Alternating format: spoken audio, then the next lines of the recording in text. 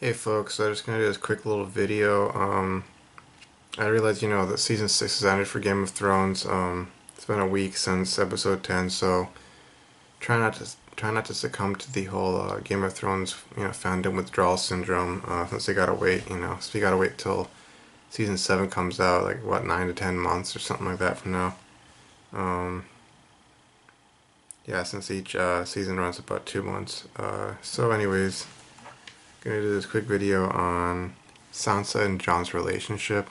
It's a little past 1 a.m. right now, so I'm gonna try to keep my voice down, but I'm gonna try to be as legible as I can at the same time.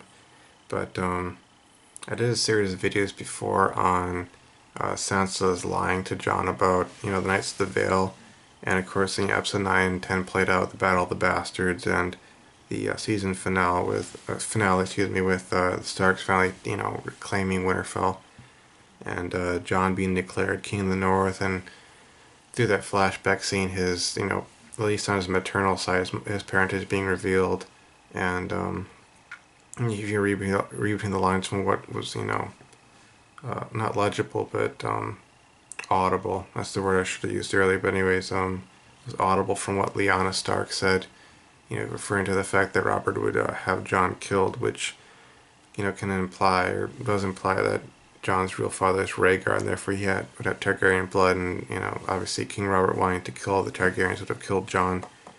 But I had to say that with the Stark family, I think I mentioned this in some other videos, but you can see with other families as well. Each family is kind of like a system, and the system tends to replicate itself. So you can see that there are certain archetypes within the Stark family. There's like the Ned Stark archetype, the Robb Stark archetype, the Catelyn Stark archetype. Um, I don't know if you could say Bran and Rickon. Well, I suppose you could say they do represent certain archetypes. I mean, given that the older Brandon Stark, Ned's brother, and then of course Ned's father, when they rode down to King's Landing, they got killed, and it's kind of like, I mean, it's, in a sense, there's like a replication there of I guess of like Robb Stark dying like Brandon Stark, but then Bran Stark and Rickon, I'm not really sure what I fit them in there as far as replications of previous archetypes, but you can, I think, more obviously or more like evidently see it with Sansa and Jon. I mean, for one thing, um, what's his name? Oh, Brynden Tully, the Blackfish. He says that he reads Sansa's letter that she's just like her mother, and you can see them sitting at the table. And it's kind of this whole like Catelyn and Robb or Catelyn and Ned replication, which, I mean, the Starks not being the Lannisters, there's no like twisted, uh, vibe to that in this one sense, but um, unless Sansa, breaks free from that, which she seems to be breaking free from replicating, the foolishness of the previous generation, and that for one thing she doesn't trust Littlefinger. She hasn't completely figured him out. I mean, she knows what he wants, at least from what he said, but as far as his future scheming and the fact that he doesn't like the reality of the new ways overtaking the old, that Jon, even though he's a bastard, he was still elected or chosen to be king in the North. She realizes that he's up to something, and he obviously doesn't like that. I mean, he kind of gave it away with his look on his face. So I'm hoping that or I think that she's gonna definitely put effort into figuring him out. But there are recurring themes, but there are also new elements to. So I'm wondering how it's gonna play out. But I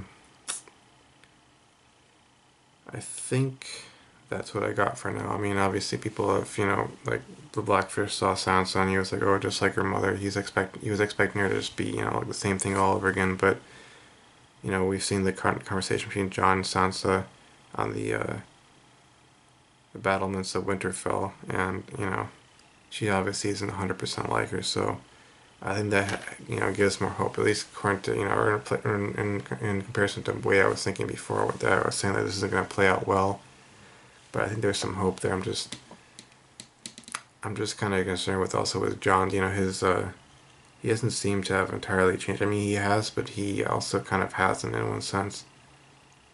I just hope he doesn't turn into another Robb or another Ned, but you know, he is a Stark in many ways, by blood and by upbringing. So we'll see how that goes in season 7. I'll try to do my predictions video later. But that's what I got for now. Thanks for watching.